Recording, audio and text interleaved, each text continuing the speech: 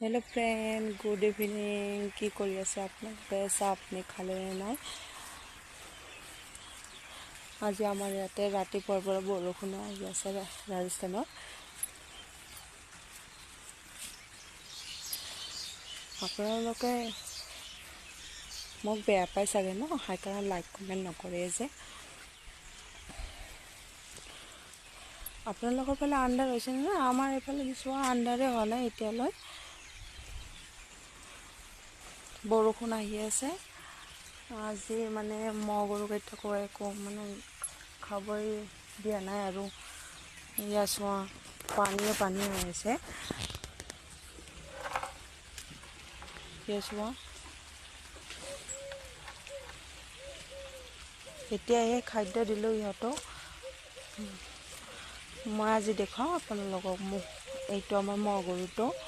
ইয়াত চোৱা, একদম একেবাৰে এনেকুৱা অৱস্থা হৈছে নহয়, মানে মাটিয়ে পানী কৰি দিছে। আৰু এইটোও এটা গৰু হয়, আৰু ইয়াৰ পোৱালি, এইটো হয় সৰু পোৱালিটো। আৰু এইফালে আছে, এইটোও গৰু হয়, আৰু এই দুটা চোৱা, এইটো মহ গৰু হয়, এইটো পোৱালিটো হয়। মই ঘৰতে ঘি বনাওঁ, দৈ গাখীৰ বনাওঁ, গাখীৰ বেচোঁ, ঘি বেচোঁ। 1 কিলো ঘিউত 1000 টকা কৰি লওঁ। আপোনালোকৰ অসমৰ ফালে ঘিউৰ কেজি কিমান কমেণ্ট কৰি জনাবচোন। ইয়াতে দেশী ঘি হয়, লোকেল ঘিউ। 1000 টকাত লওঁ, আৰু আগতে 500 টকা আছিল। এতিয়া মানে বস্তুবিলাকৰ যিহে দাম, সেইকাৰণে মানে 1000 টকা আহিছে। মই ঘৰতে ঘিউ বনাওঁ।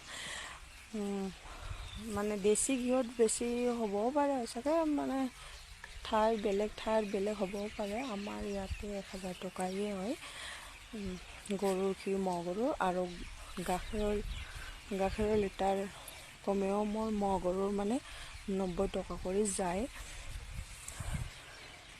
সেনেকৈ আৰু কাম কৰি খাওঁ আৰু। সেইকাৰণে আৰু মানে মহ গৰু আছে। আৰু তাতে মানে অসমত যাব পাৰিলে আৰু মহ গৰু আপোনালোকক দিলোঁ আৰু। ইমান দূৰৰ পৰা দিব নোৱাৰি ন। তেতিয়াহ'লে আহিছোঁ, বাই বাই।